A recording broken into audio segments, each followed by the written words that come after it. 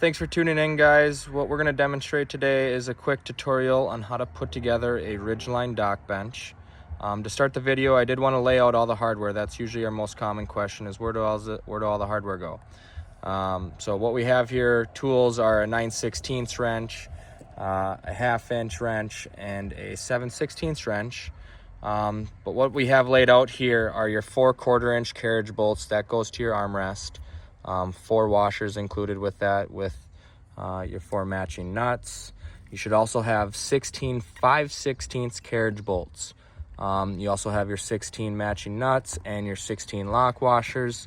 And then lastly, you'll have your 3/8 standard hex head bolts with your 8 washers, 1 for each side, your 4 3/8 nuts, and your 4 3/8 lock washers.